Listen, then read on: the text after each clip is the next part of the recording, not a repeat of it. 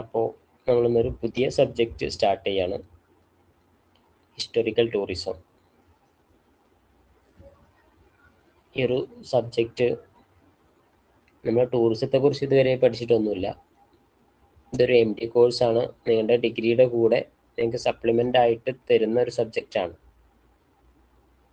നിങ്ങൾ പഠിക്കുന്ന സബ്ജക്റ്റിന് പുറമെ ഉള്ള ഒരു സബ്ജക്റ്റാണ്.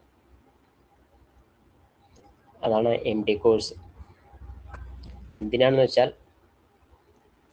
നിങ്ങൾക്ക് നിങ്ങളുടെ കൊമേഴ്സ് ഡിഗ്രിയുടെ കൂടെ തന്നെ, അല്ലെങ്കിൽ ഏത് ഡിഗ്രിയുടെ കൂടെ ആണെങ്കിലും അഡീഷണൽ ആയിട്ട് ഒരു സ്കില്ല് കൂടി നിങ്ങൾക്ക് തരാൻ വേണ്ടിയിട്ടാണ് ഇങ്ങനെ അഡീഷണൽ കോഴ്സ് ആഡ് ചെയ്യുന്നത്.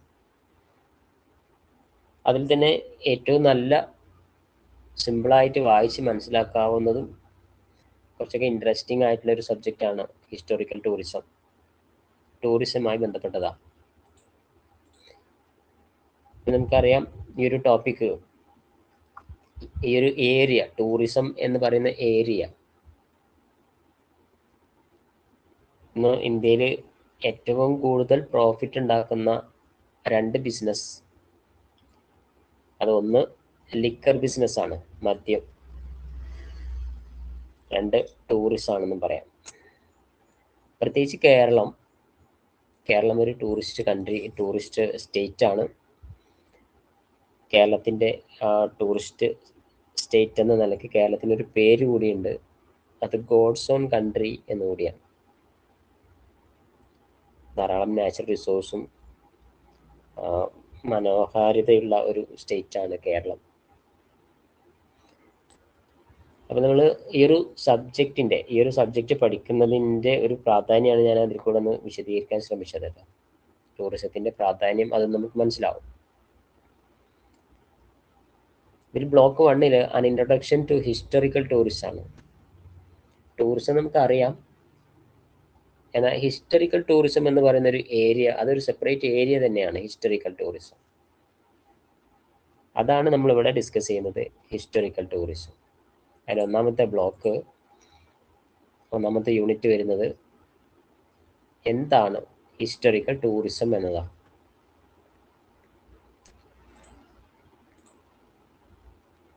ഇൻട്രൊഡക്ഷൻ. ടൂറിസം എന്ന് പറയുന്നത് ജസ്റ്റ് നമ്മളൊരു ഒഴിവ് സമയം വിനിയോഗിക്കുക എന്നതിനപ്പുറത്ത്, നമ്മൾ അല്ലെങ്കിൽ ഒരു യാത്ര നടത്തുക എന്നതിനപ്പുറത്ത്, it's a massive global industry. ഇതൊരു വലിയ ഇൻഡസ്ട്രിയാണ്, ഒരു വ്യവസായമായി മാറിയിട്ടുണ്ട്. And complex social phenomenon involving the movement of the people to place outside their usual environment for personal professional reasons. Tourism എന്താണ് നമ്മളോട് ചോദിച്ചാൽ നമ്മൾ വിചാരിക്കും ജസ്റ്റ് ടൂർ പോവുക, ഒരു സ്ഥലത്ത് നിന്ന് മറ്റൊരു സ്ഥലത്തേക്ക് പോവുക, അത് നമ്മുടെ ഒരു എൻ്റർടൈൻമെൻറ്റിന് വേണ്ടിയിട്ട് പോവുക, അല്ലെങ്കിൽ ഒന്ന് റിലാക്സ് ചെയ്യാൻ വേണ്ടിയിട്ട് പോവുക എന്നുള്ള അർത്ഥത്തിലായിരിക്കും നമ്മൾ മനസ്സിലാക്കില്ലാത്തതിൻ്റെ ചെറിയൊരു പാർട്ട് മാത്രമാണ്. ഇപ്പോൾ ടൂറിസം എന്ന് പറയുന്നത് വലിയൊരു ഫിനോമിനയാണ്. അത് ഒരു സ്ഥലത്ത് നിന്ന് മറ്റൊരു സ്ഥലത്തേക്ക് പോവലാണ്. അതൊന്നുകിൽ നമ്മുടെ പേഴ്സണലായ ആവശ്യങ്ങൾക്ക് വേണ്ടിയിട്ടോ അല്ലെങ്കിൽ നമ്മുടെ ജോലിയുമായി ബന്ധപ്പെട്ടുള്ള യാത്ര പോലും എന്താണ്, ടൂറിസമാണ്. ടൂറിസം നമ്മൾ വിചാരിക്കുന്നതിനേക്കാൾ കുറച്ചുകൂടെ വൈഡാണ് എന്നർത്ഥം. ഇവിടെ ഞാൻ ചെറിയൊരു മീനിങ് മാത്രമേ, ഒരു ഇൻട്രൊഡക്ഷൻ മാത്രമേ ഇവിടെ കൊടുത്തിട്ടുള്ളൂ ഹിസ്റ്റോറിക്കൽ ടൂറിസത്തിന്. ഇവിടെ ഹിസ്റ്റോറിക്കൽ ടൂറിസം അല്ല പറയുന്നത്. ആദ്യം പറയുന്നത് ഇൻട്രൊഡക്ഷൻ ടു ടൂറിസം ആണ്. എന്താണ് ടൂറിസം? അത് കഴിഞ്ഞിട്ട് നമുക്ക് ഹിസ്റ്റോറിക്കൽ ടൂറിസത്തിലേക്ക് പോവാം. അപ്പോൾ ടൂറിസത്തിനൊരു ഡെഫിനിഷൻ നമ്മൾ പഠിച്ചു വെക്കണം. According to UN world tourism organisation, tourism comprises an activities of a person traveling to and staying in place outside their usual environment. അയാളുടെ സ്വന്തം സ്ഥലത്ത് നിന്ന് മാറി വേറെ എവിടെയെങ്കിലും സ്റ്റേ ചെയ്യുക, യാത്ര ചെയ്യുക. അത് ചിലപ്പോൾ കുറേ കാലത്തേക്കാവാം, അല്ലെങ്കിൽ കുറച്ച് ദിവസത്തേക്കാവാം. എന്തിനു വേണ്ടിയിട്ടാണ്? ഫോർ ലെഷർ എന്ന് പറഞ്ഞാൽ വിനോദം എന്നാണ്. എന്നാൽ ലെഷർ മാത്രമല്ല ടൂറിസത്തിൽ വരുന്നത്, ബിസിനസ് ഉണ്ട് ആൻഡ് അതർ പർപ്പസ് ഉണ്ട്. അതിന് ഡീറ്റെയിൽ ആയിട്ട് നമ്മൾ ടൈപ്സിലൊക്കെ പഠിക്കും. അപ്പോൾ ടൂറിസം എന്ന് പറയുന്നത് ഒരു യാത്രയാണ്, ഒരു സ്ഥലത്ത് മറ്റൊരു സ്ഥലത്തേക്കുള്ള മാറ്റാണ്. അത് ബിസിനസ്സിനുമായിട്ടും അതല്ല ലെഷറായിട്ട്, അതായത് വിനോദത്തിന് വേണ്ടിയിട്ടായാലും അതെല്ലാം ടൂറിസത്തിൽ ഉൾപ്പെടുന്നു എന്നർത്ഥം. ടെക്സ്റ്റ് ബുക്കിൽ കുറച്ചും കൂടെ വൈഡായിട്ട് നിങ്ങൾക്ക് ഈ ടോപ്പിക്ക് കാണാൻ പറ്റും. നന്നായിട്ടൊന്ന് ടെക്സ്റ്റ് ബുക്ക് കൂടെ വായിച്ചു നോക്കുക. കൂടാതെ നമ്മൾ നോട്ട്സിലും കുറച്ച് കൂടുതൽ കണ്ടന്റ് ഉണ്ടാവും. അപ്പോൾ ഹിസ്റ്റോറിക്കൽ ടൂറിസത്തിലേക്ക് കടക്കുന്നതിന് മുമ്പ് ടൂറിസത്തിൻ്റെ ടൈപ്സ് ഒന്ന് മനസ്സിലാക്കി വെക്കണം. നമ്മൾ വിചാരിക്കുന്ന പോലെ വെറും ഒരു യാത്രയോ ഒരു ഉല്ലാസമോ അല്ല. അതിനപ്പുറത്ത് അതിന് കുറച്ചും കൂടെ വൈഡായി, പ്രത്യേകിച്ച് ഇന്നത്തെ കാലത്ത് ടൂറിസം കുറച്ചുകൂടി വൈഡായിട്ടുണ്ട്. അപ്പം അതിൻ്റെ ടൈപ്സ് നോക്കുമ്പോൾ നമുക്ക് ധാരാളം ടൈപ്സ് കാണാൻ പറ്റും. പേര് കേൾക്കുമ്പോൾ തന്നെ നമുക്കത് മനസ്സിലാക്കാനും പറ്റും. അതിലൊന്ന് ലെഷർ ടൂറിസമാണ്. വിനോദത്തിന് വേണ്ടിയിട്ടുള്ളതാണ് ലെഷർ ടൂറിസം. ഞാൻ അതിൻ്റെ പേര് മാത്രം ഒന്ന് പറയാം. ലെഷർ ടൂറിസം, കൾച്ചറൽ ടൂറിസം ഉണ്ട്, റിലീജിയസ് ആൻഡ് സ്പിരിച്വൽ ടൂറിസം ഉണ്ട്, വൈൽഡ് ലൈഫ് ടൂറിസം ഉണ്ട്, അഡ്വഞ്ചർ ടൂറിസം ഉണ്ട്, ഇക്കോ ടൂറിസം ഉണ്ട്, സസ്റ്റൈനബിൾ ടൂറിസം ഉണ്ട്, മെഡിക്കൽ ടൂറിസം ഉണ്ട്. ഇത്രയും ഐറ്റം നമുക്ക് ഈ ടൂറിസത്തിൽ പഠിക്കാനുണ്ട്. ടൂറിസത്തിനെ കുറിച്ച് ഇൻട്രൊഡക്ഷൻ നിങ്ങൾ കുറച്ചും കൂടെ നന്നായിട്ട് ഒന്ന് പ്രസൻറ്റ് ചെയ്യണം. അതായത് നമ്മുടെ രാജ്യം, ടൂറിസം എല്ലാ രാജ്യത്തും ഉണ്ട്. ചില രാജ്യങ്ങൾ കൂടുതൽ പരിഗണന ടൂറിസത്തിന് നൽകുന്നുണ്ട്. നമ്മുടെ ഇന്ത്യയെ സംബന്ധിച്ചിടത്തോളം ഇന്ത്യക്കും ടൂറിസം ഭൂപടത്തിൽ വലിയൊരു സ്ഥാനം കാണാൻ പറ്റും.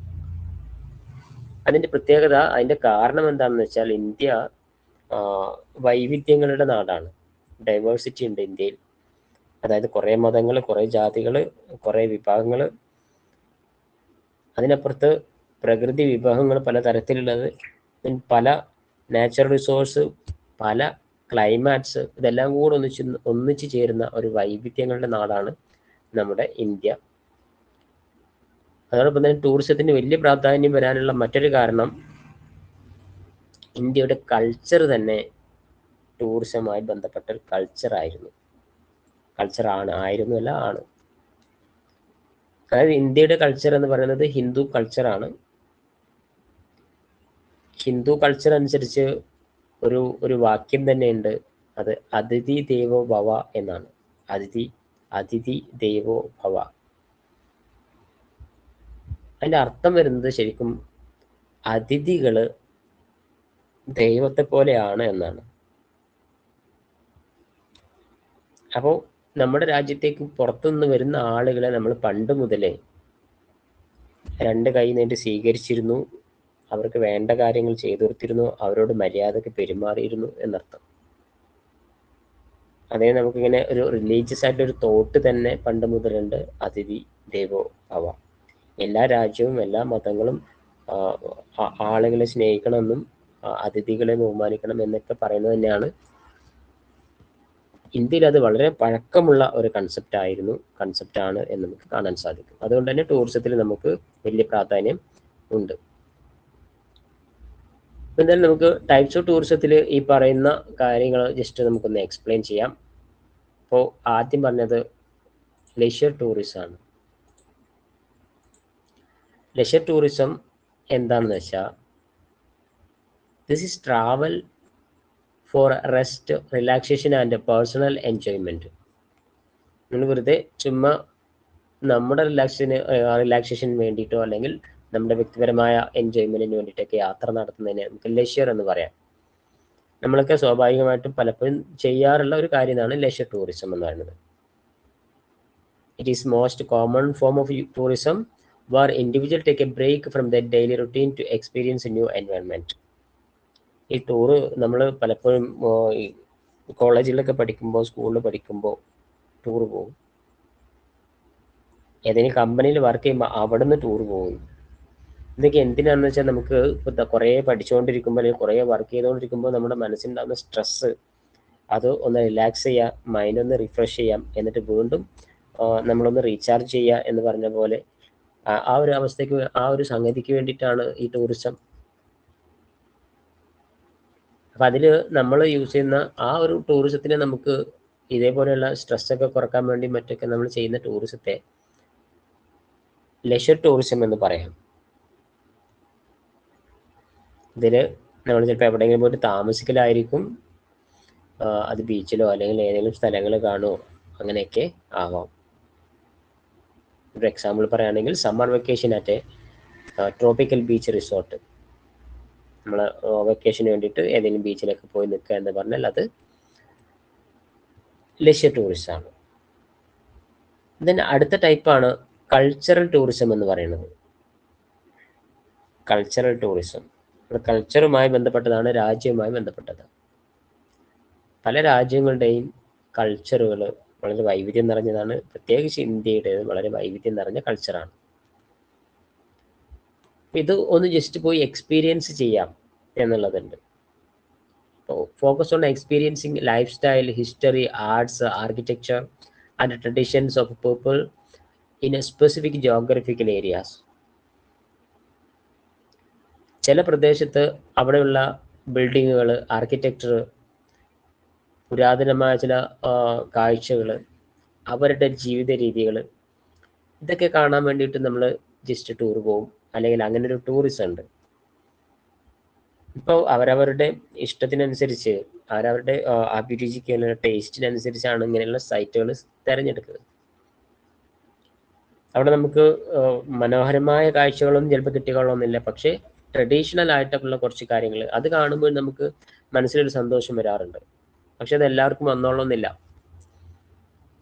നമ്മൾ ടൂർ പോകുമ്പോൾ നമ്മൾ ജസ്റ്റ് ഊട്ടിയിൽ പോവുക എന്ന് പറഞ്ഞാൽ അത് ജസ്റ്റ് നമുക്ക് അവിടുത്തെ ഒന്ന് പ്രകൃതി ഭംഗി കാണുക, ദെൻ അവിടുത്തെ ക്ലൈമാറ്റ് ഒന്ന് എൻജോയ് ചെയ്യാം, തണുപ്പ് എൻജോയ് ചെയ്യാം എന്നൊക്കെയാണ് നമ്മൾ വിചാരിക്കുന്നുണ്ടാവുക.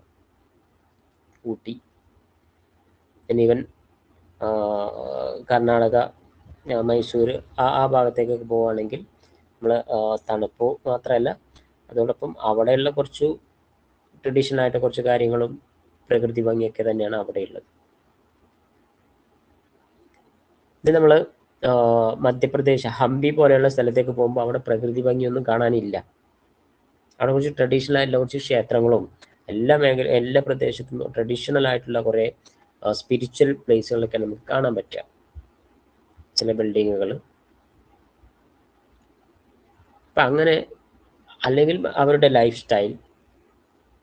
നമ്മളൊരു ആദിവാസി മേഖലയിലേക്ക് യാത്ര ചെയ്യുന്നത് പ്രകൃതി ഭംഗി കാണാൻ വേണ്ടിയിട്ടല്ല, അവരുടെ ജീവിത രീതിയും അവരെങ്ങനെ ജീവിക്കുന്നു അതും അതിൻ്റെ ഒരു നാച്ചുറാലിറ്റി ഒക്കെ മനസ്സിലാക്കുക എന്നുള്ളതാണ്. ഇത്തരം ടൂറിസത്തെ നമുക്ക് കൾച്ചറൽ ടൂറിസം എന്ന് പറയാം. Life style, history, arts, architecture, tradition of the people, ഇതെല്ലാം പരിശോധിക്കാൻ വേണ്ടി അല്ലെങ്കിൽ ഇതെല്ലാം ഒന്ന് എക്സ്പ്ലോർ ചെയ്യാൻ വേണ്ടി നമ്മൾ നടത്തുന്ന ടൂറിനെ കൾച്ചറൽ ടൂറിസം എന്ന് പറയാം. ടൈപ്സ് ഓഫ് ടൂറിസം കുറച്ച് ഇമ്പോർട്ടൻ്റ് ആണ്. ഇപ്പം കാര്യമായിട്ട് വായിച്ച് മനസ്സിലാക്കുക. Then religious and spiritual tourism. പേര് കേൾക്കുമ്പോൾ തന്നെ നമുക്കറിയാം മതപരമായിട്ടുള്ള ടൂറിസമാണ്. അപ്പോൾ ശരിക്കും എല്ലാം ഇപ്പോൾ ടൂറിസത്തിൻ്റെ ആ ഒരു കാറ്റഗറിയിൽ വരും. എന്ത് യാത്രയും travel motivated by religious duty, മതപരമായിട്ടുള്ള ചില യാത്രകൾ തന്നെ ഉണ്ടാവും. മതം എന്താ പറയുക, പ്രൊമോട്ട് ചെയ്യുന്ന അല്ലെങ്കിൽ മതം നിർബന്ധിക്കുന്ന ചില യാത്രകൾ. അതായത് പെലിഗ്രിമേജ്, നമ്മൾ തീർത്ഥയാത്ര പോവുക, or desire of spiritual growth and peace, മനസ്സമാധാനത്തിനും മറ്റുമൊക്കെ നമ്മൾ എന്ത് ചെയ്യാം, ചില സ്പിരിച്വൽ പ്ലേസുകളൊക്കെ സന്ദർശിക്കും. ഇതും ടൂറിസമാണ്. അതായത് visiting holy cities, shrines, temples and attending retreats for meditation and mindfulness. നമ്മൾ pilgrimage to Mecca and the Vatican City and Ganga River in Varanasi, ഇതൊക്കെ എന്താണ്, സ്പിരിച്വൽ ടൂറിസം ആണ്. ഇപ്പോൾ വാരാണസിയിലൊക്കെ എന്താ പറയുക, 10,000-കണക്കിന് ആൾക്കാർ അവിടെ വിസിറ്റ് ചെയ്യുന്നു, കുറേ കാലം അവിടെ താമസിക്കുന്നു. അതവരുടെ മനസ്സിൻ്റെ സമാധാനത്തിന് വേണ്ടിയിട്ടും മറ്റുമെല്ലാം. പിന്നെ കേരളത്തിൽ തന്നെ നമ്മൾ ഈ ശബരിമല, അതൊരു യാത്രയാണ്, അത് ടൂറിസവുമായി ബന്ധപ്പെട്ടതാണ്. അതിന് വേണ്ട യാത്രകളും അതിന് വേണ്ട ബാക്കി എല്ലാ സെറ്റപ്പുകളും ചെയ്തു കൊടുക്കുന്നത് ടൂറിസം റിലേറ്റഡ് ആക്ടിവിറ്റീസ് ചെയ്യുന്ന ആൾക്കാരാണ്. സോ ഇത്തരത്തിലുള്ള യാത്രകൾ നമുക്ക് സ്പിരിച്വൽ ടൂറിസം എന്ന് പറയാം. മറ്റൊരു ടൂറിസമാണ് വൈൽഡ് ലൈഫ് ടൂറിസം. ഇതൊരു സ്പെഷ്യൽ കാറ്റഗറിയാണ്. ചിലപ്പോഴൊക്കെ നമുക്ക് പ്രകൃതി ഭംഗിയും അതേപോലെ തന്നെ കൾച്ചറും ഇതൊന്നും അല്ല ചില ആളുകൾക്ക് ഇഷ്ടപ്പെടുക. കാട്ടിൽ പോവുക, അവിടെയുള്ള ആനിമൽസിനെ കാണാം. ഒന്നുകിൽ നമ്മൾ ഇതൊക്കെ ഒന്നിച്ച് എക്സ്പ്ലോർ ചെയ്യുന്നുണ്ടാവും അല്ലേ? എല്ലാം നമുക്ക് ഇഷ്ടപ്പെടുന്ന കാര്യങ്ങൾ തന്നെയാണ്. ചിലർക്ക് ചില കാര്യങ്ങൾ മാത്രമായിരിക്കും ഇഷ്ടം. ഇപ്പോൾ വൈൽഡ് ടൂറിസം മാത്രം ഇഷ്ടപ്പെടുന്ന ആൾക്കാരുണ്ടാവും. Observing and interacting with local Flora and ഫോണ ഇൻ ദർ നാച്ചുറൽ ഹാബിറ്റാറ്റ്സ്.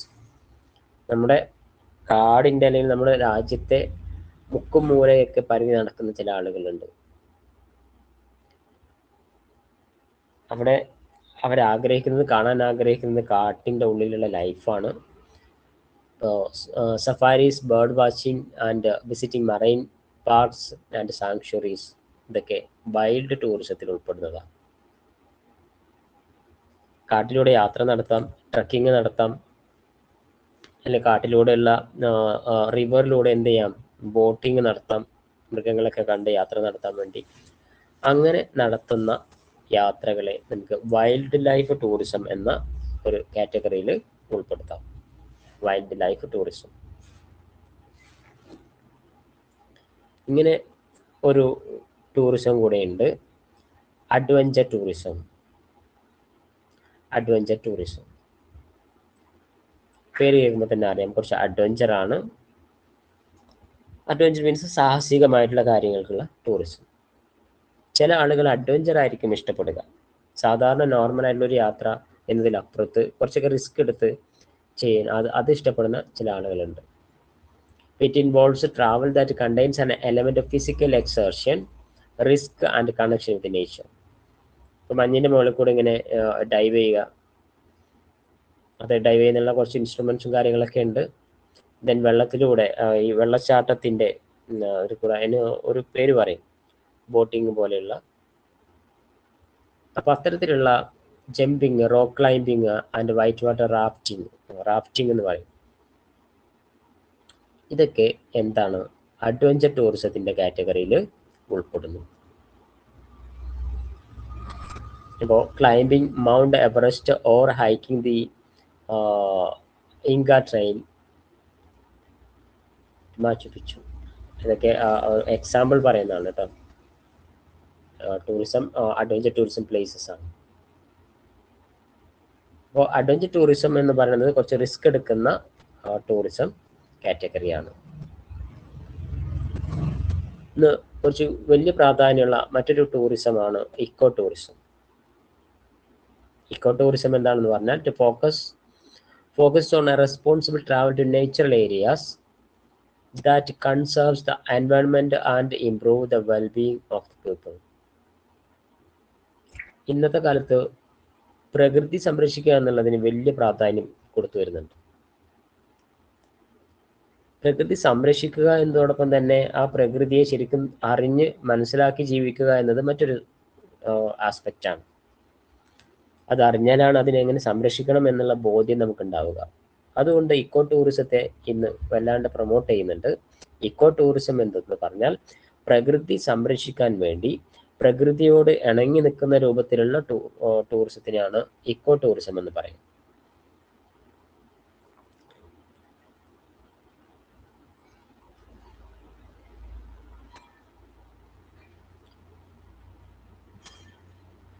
അപ്പോൾ ഇക്കോ ടൂറിസത്തിൽ നമ്മൾ നേരത്തെ പറഞ്ഞ പോലെ വലിയ ആർഭാടങ്ങളൊന്നും നമുക്ക് കാണാൻ സാധിക്കില്ല.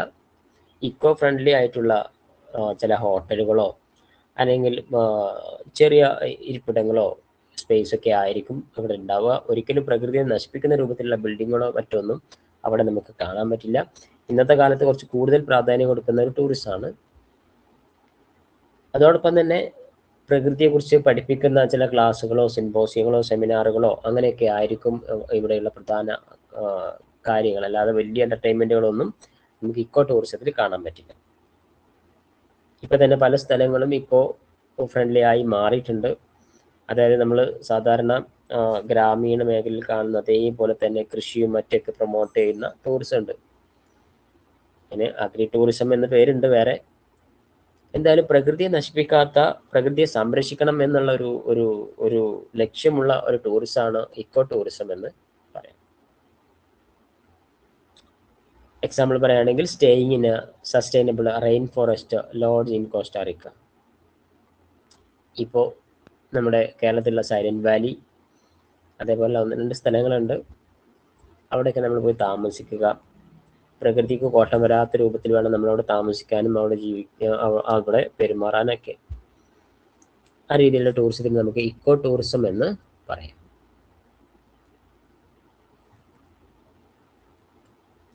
Then 7th one, sustainable tourism.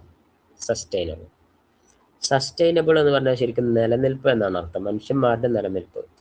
പല കാര്യങ്ങളും നമ്മൾ മനുഷ്യന്മാരുടെ ജീവിത രീതി മാറുന്നതോടുകൂടി അല്ലെങ്കിൽ ഡെവലപ്മെന്റ് വരുന്നതോടുകൂടി ഇല്ലാണ്ടാവുന്നു. അങ്ങനെ ഇല്ലാണ്ടായി പോകുന്ന കുറച്ച് പ്രകൃതിപരമായിട്ടുള്ള കാര്യങ്ങളോ അല്ലെങ്കിൽ കൾച്ചറുമായി ബന്ധപ്പെട്ടതോ അല്ലെങ്കിൽ എന്താ പറയുക, നമുക്ക് അവൈലബിൾ ആയിട്ടുള്ള ചില പ്രോഡക്റ്റുമായി ബന്ധപ്പെട്ടതോ അത് നശിച്ചു പോവാതിരിക്കാൻ വേണ്ടിയിട്ടുള്ള ടൂറിസത്തിനെയാണ് സസ്റ്റൈനബിൾ ടൂറിസം എന്ന് പറയുക. ഇത് broad approach intended to minimize the negative impact of tourism on the environment and local culture while maximizing the benefits of local communities. മനുഷ്യന്മാരെ ഡെവലപ്പ് ആവുന്നതോടുകൂടി അല്ലെങ്കിൽ ടൂറിസം ഒക്കെ ഡെവലപ്പ് ആവുന്നതോടുകൂടി പരമ്പരാഗതമായ പല പ്രോഡക്റ്റുകളും ചില കൾച്ചറുകളൊക്കെ അപ്രത്യക്ഷമാവും. അതിനെ വീണ്ടും തിരിച്ചു കൊണ്ടുവരാൻ വേണ്ടി ഒരു ടൂറിസം ഉണ്ട്, അതാണ് സസ്റ്റൈനബിൾ ടൂറിസം. ഇവിടെ നമ്മൾ എന്താണ് ചെയ്യാന്ന് വെച്ചാൽ സപ്പോർട്ടിങ് ലോക്കൽ ബിസിനസ്. ഗ്രാമീണ ബിസിനസ്സുകളൊക്കെ ഉണ്ട്, അവരുണ്ടാക്കുന്ന ചില പ്രോഡക്റ്റുകളുണ്ട്, അതൊക്കെ പ്രൊമോട്ട് ചെയ്യുക. ചില ഏരിയയിലൊക്കെ പോയാലും നമ്മൾ ഈ ഹാൻഡിക്രാഫ്റ്റ് ഉൽപ്പന്നങ്ങളൊക്കെ നമുക്ക് കിട്ടും. Then reducing plastic waste and respecting local customs. ലോക്കലായിട്ടുള്ള ആചാരങ്ങളെ, ആ പ്രദേശത്തുള്ള ആചാരങ്ങളെ പ്രൊമോട്ട് ചെയ്യുക. ചില ആദിവാസി ഊരുകളിലൊക്കെ ഈ രൂപത്തിലൊക്കെയാണ് ഇങ്ങനെയുള്ള സസ്റ്റൈനബിൾ ടൂറിസം കണ്ടക്ട് ചെയ്യുന്നുണ്ട്.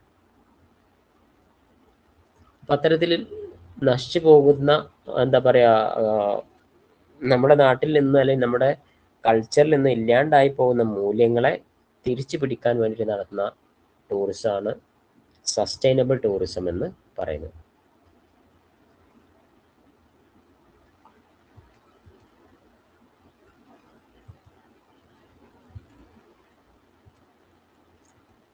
Then medical tourism. ഇങ്ങനെ ഒരു ടൂറിസം കൂടിയുണ്ട്, medical tourism.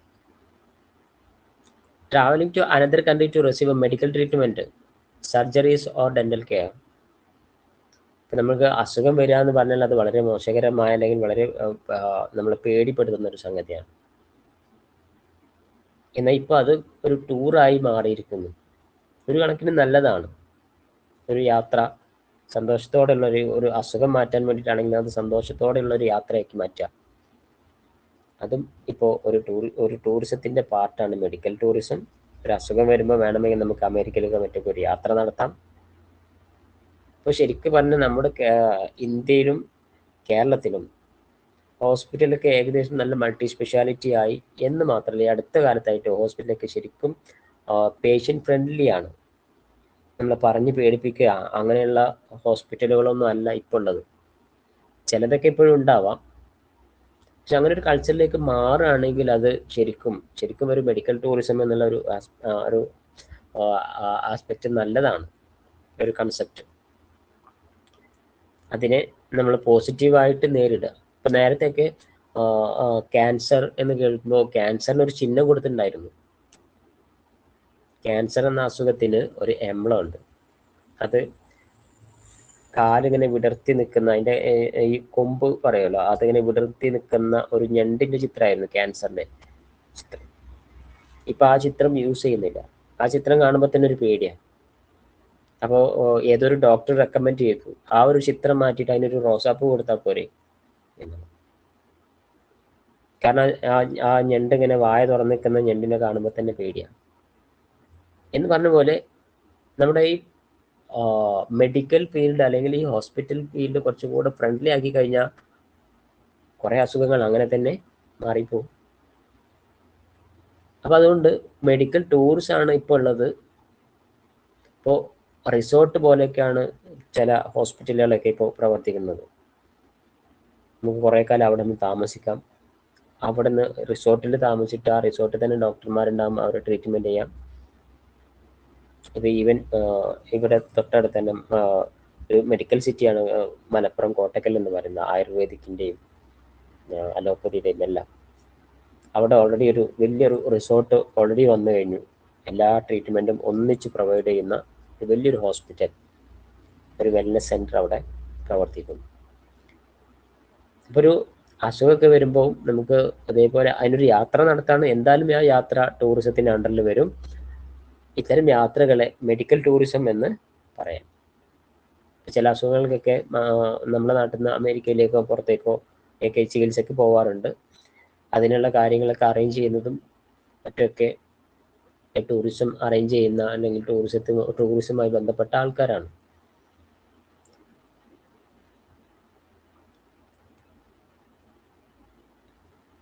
For traveling to India for specialized heart surgery, to Thailand for cosmetic procedures. ഒരു രാജ്യത്തില്ലാത്ത സൗകര്യം അല്ലെങ്കിൽ ട്രീറ്റ്മെൻറ്റ് മറ്റു രാജ്യത്തുണ്ടാവും. അപ്പോൾ നമുക്ക് അതിന് വേണ്ടിയിട്ട് യാത്ര നടത്തേണ്ടി വരും. ഇത്രയാണ് ടൂറിസത്തിൻ്റെ ടൈപ്സ് ആയിട്ട് പറയാനുള്ളത്. പറഞ്ഞത് മനസ്സിലായിട്ടുണ്ടാവുമെന്ന് വിചാരിക്കുന്നു.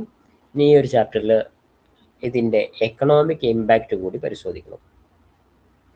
നമ്മൾ ടൂറിസത്തെക്കുറിച്ച് മാത്രമാണ് ഇപ്പോൾ പറയുന്നത്. ഹിസ്റ്റോറിക്കൽ ടൂറിസത്തിലേക്ക് നമ്മൾ എത്തിയിട്ടില്ല.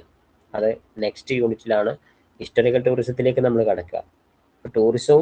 ടൂറിസത്തിൻ്റെ ടൈപ്സും ആണ് പറഞ്ഞത്. Economic impact of historical tourism. Historical tourism എന്ന് പറഞ്ഞൊരു സംഗതിയുണ്ട്. അല്ലെങ്കിൽ എന്താ പറയുക, സാധാരണ ലെവലിലുള്ള ടൂറിസം, അത് നമ്മുടെ രാജ്യത്തിന് എങ്ങനെ ഗുണമാകുന്നു, എങ്ങനെ ദോഷകരമാകുന്നു എന്നുള്ളതാണ് എക്കണോമിക് ഇമ്പാക്റ്റ്. സാമ്പത്തികമായിട്ട് അത് നമുക്ക് ഉണ്ടാക്കി തരുന്ന ഇമ്പാക്റ്റ് എന്താണ്? അപ്പോൾ അതിൻ്റെ ഇമ്പാക്റ്റിന് നമുക്ക് പോസിറ്റീവ് എക്കണോമിക് ഇമ്പാക്റ്റ് എന്നും നെഗറ്റീവ് എക്കണോമിക് ഇമ്പാക്റ്റ് എന്നും രണ്ടായിട്ട് തരംതിരിക്കാം. ടൂറിസം കൊണ്ട് പോസിറ്റീവായിട്ടുള്ള എന്തൊക്കെ കാര്യങ്ങളാണ് നമുക്ക് ഉണ്ടാവുക? ഒന്ന്, ഫോറിൻ എക്സ്ചേഞ്ച് ഏർണിംഗ് ആണ്. നമ്മുടെ രാജ്യത്തിന് വിദേശ കറൻസി ഉണ്ടാക്കി തരുന്ന വളരെ നല്ലൊരു ഇൻഡസ്ട്രിയാണ് ടൂറിസം എന്ന് പറയാം. International tourist bring new money in to the country, which strengthens the national currency and improve the balance of payment. ടൂറിസത്തിന്റെ മറ്റൊരു പോസിറ്റീവ് ഇമ്പാക്റ്റ് എന്ന് വെച്ചാൽ ദ മൾട്ടിപ്ലെയർ എഫക്റ്റ് ആണ്. മൾട്ടിപ്ലെയർ എഫക്റ്റ്, ഒന്ന് മറ്റൊന്നിനെ സഹായിക്കുന്ന രൂപത്തിൽ അങ്ങനെ അങ്ങനെ ഡെവലപ്പ് ചെയ്ത് പോകുന്നു. This is the key economic concept. When tourists spend money at a historic site, that money trickles down. ഇവിടെ നമ്മുടെ നാട്ടിലേക്ക് ഒരാൾ വന്ന് ക്യാഷ് ചിലവാക്കുമ്പോൾ അവിടെ എന്തൊക്കെ സംഭവിക്കുന്നു എന്ന് വെച്ചാൽ, എക്സാമ്പിൾ നോക്കൂ, a tourist pays a museum ticket. ഒരാൾ ഇന്ത്യയിൽ വന്നിട്ട് ഒരു മ്യൂസിയത്തിൽ ഒരു ടിക്കറ്റ് എടുക്കുകയാണെങ്കിൽ, the museum pays a local guide. അവിടുന്ന് ഒരു ലോക്കൽ ഗൈഡിനെ കൊടുക്കും. The guide buys groceries from local farmer.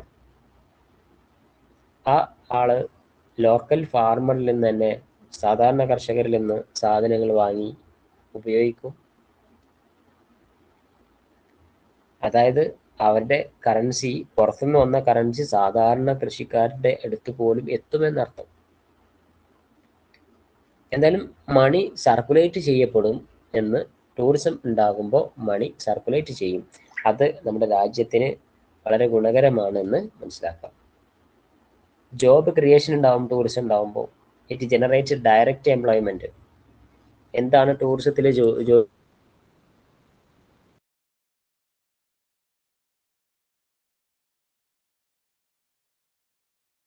Site manager ആവാം, എംപ്ലോയ്മെന്റ് കൂടിയുണ്ട്.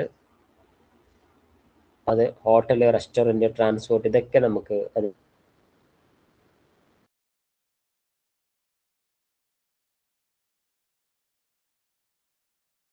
ഇതൊക്കെ ടൂറിസം വരും സാധ്യതകളാണ്. അപ്പോൾ ഇൻഫ്രാസ്ട്രക്ചർ ഡെവലപ്പ് ചെയ്യും. To accommodate tourists, government often improve roads, airports, and public utilities. While built for tourists, this also benefit local business and residents. ഒരു area tourism related ആകുമ്പോൾ അല്ലെങ്കിൽ ടൂറിസം ഡെസ്റ്റിനേഷൻ ആകുമ്പോൾ ആ പ്രദേശം തീർച്ചയായിട്ടും ഗവൺമെൻറ് വികസിപ്പിക്കും. ആ വികസനം അവിടെയുള്ള സാധാരണ ജനങ്ങൾക്ക് പോലും യൂസ്ഫുൾ ആയിരിക്കും എന്നർത്ഥം. അതും ഒരു പോസിറ്റീവ് ഇമ്പാക്റ്റ് ആണ്. Then preservation, funding. Revenue from entry fee and souvenirs is often reinvested into the conservation of the site, ensuring the survival for future generations. ടൂറിസത്തിൽ നിന്ന് നമുക്ക് എന്തായാലും ഇൻകം ഉണ്ടാവും. അവിടെ നിന്ന് ഉണ്ടാക്കുന്ന ഇൻകത്തെ നമുക്ക് ആ പ്ലേസിൽ തന്നെ വിനിയോഗിക്കാൻ സാധിക്കും.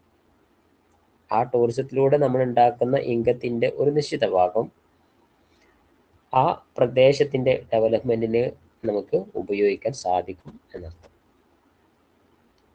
ഈ ടൂറിസം കൊണ്ട് കുറച്ചൊക്കെ പ്രയാസങ്ങൾ ഉണ്ടാവാറുണ്ട്. അതായത് അതിന് നെഗറ്റീവ് എക്കണോമിക് ഇമ്പാക്റ്റ് ഉണ്ട്. അതെന്തൊക്കെയാണെന്ന് വെച്ചാൽ, ഒന്ന് inflation and price hikes. As a demand increase, the price of land, housing, and everyday goods like food often rises, making area unaffordable for locals. Tourism വരുമ്പോൾ അവിടെ ഡെവലപ്മെൻ്റ് ഒക്കെ ഉണ്ടാകും എന്നുള്ളത് ശരി തന്നെയാണ്. പക്ഷേ അവിടെ ഡെവലപ്മെൻറ്റ് ഉണ്ടാകുമ്പോൾ അവിടെയുള്ള കുറേ ഉൽപ്പന്നങ്ങൾക്ക് വില കൂടും എന്ന് മാത്രമല്ല അവിടെയുള്ള പ്രോപ്പർട്ടിക്കും വില കൂടും. അപ്പോൾ അത് സാധാരണക്കാരായ ആളുകൾക്ക് വീട് വെക്കാനും മറ്റുമൊക്കെ സ്ഥലം കിട്ടാനുള്ള ബുദ്ധിമുട്ടിന് കാരണമാകും. അത് ടൂറിസത്തിൻ്റെ ഒരു നെഗറ്റീവ് ഇമ്പാക്റ്റ് ആണ്. ദെൻ എക്കണോമിക് ലീക്കേജ് ഉണ്ട്. Economic leakage, this occurs when the money spent tourist doesn't stay in the local community. അതായത് a tourist stay at an international hotel chain for flights of international airlines, the profit leak back to the corporate headquarters abroad.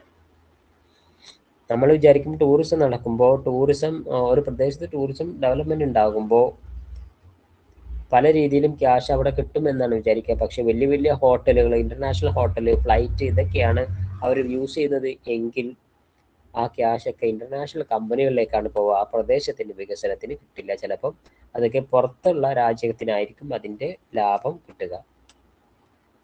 അത് ഇതിൻ്റെ ഒരു negative impact ആണ് ടൂറിസത്തിൻ്റെ.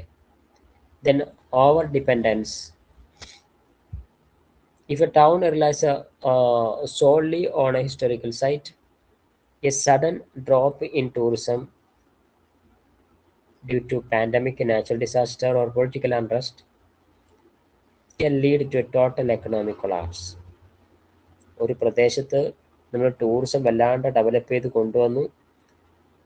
ടൂറിസത്തിലൂടെ ധാരാളം വരുമാനം നമുക്ക് കിട്ടിക്കൊണ്ടിരിക്കും. പക്ഷേ എന്തെങ്കിലും പെട്ടെന്നൊരു ഇഷ്യൂ ഉണ്ടായാൽ, ഇപ്പോൾ കോവിഡ് പോലെയുള്ള പാൻഡമിക് സിറ്റുവേഷനൊക്കെ വന്ന് നമ്മൾ കണ്ടതാണ്. അപ്പോൾ ഈ വന്ന ആളുകളൊന്നും പിന്നെ വരില്ല, ആ ഭാഗത്തേക്ക് തന്നെ തിരിഞ്ഞു നോക്കൂല. ആ ഒരു സിറ്റുവേഷൻ ഫേസ് ചെയ്യുമ്പോൾ ഇവിടെയുള്ള ആളുകൾക്ക് പിന്നീട് ജീവിതം ബുദ്ധിമുട്ടായി മാറും. കാരണം നമ്മൾ മറ്റുള്ള ഏരിയയൊക്കെ ഒഴിവാക്കി ടൂറിസം മാത്രം ആശ്രയിച്ചാൽ കോവിഡ് പോലെയുള്ള സിറ്റുവേഷൻ വരുമ്പോൾ നമ്മൾ ലോക്ക് ആവാൻ സാധ്യതയുണ്ട്. Then seasonal unemployment. ചില ഹിസ്റ്റോറിക്കൽ സൈറ്റ്സ് ഒക്കെ എല്ലാ സമയത്തും, ഇനിയിപ്പോൾ ടൂറിസം പ്ലേസ് ആണെങ്കിലും ശരി, ഒരു സീസൺ ഉണ്ട് അതിന്. ഇപ്പോൾ ഏറ്റവും കൂടുതൽ തണുപ്പുള്ള സമയം അല്ലെങ്കിൽ പൂക്കൾ വിരിയുന്ന സമയം, ഇങ്ങനെയൊക്കെ സീസണലായിട്ടാണ് പലപ്പോഴും പല പ്ലേസുകളും ഉള്ളത്. ആ സമയത്ത് മാത്രമായിരിക്കും അവിടെ എംപ്ലോയ്മെൻറ്റ് ഉണ്ടാവുക. അത് ടൂറിസത്തിൻ്റെ. അപ്പോൾ ആ സമയത്ത് മാത്രം ഇൻകം കിട്ടുകയും അതല്ലാത്ത സമയത്ത് അവർക്ക് ജീവിക്കാൻ ബുദ്ധിമുട്ടുണ്ടാവുകയും ചെയ്യും. ഇത് ഇതിൻ്റെ ഒരു നെഗറ്റീവ് ഇമ്പാക്റ്റ് ആണ്. ദെൻ ഓപ്പർച്യൂണിറ്റി കോസ്റ്റ് എന്ന് പറഞ്ഞിട്ടൊരു സംഗതിയുണ്ട്.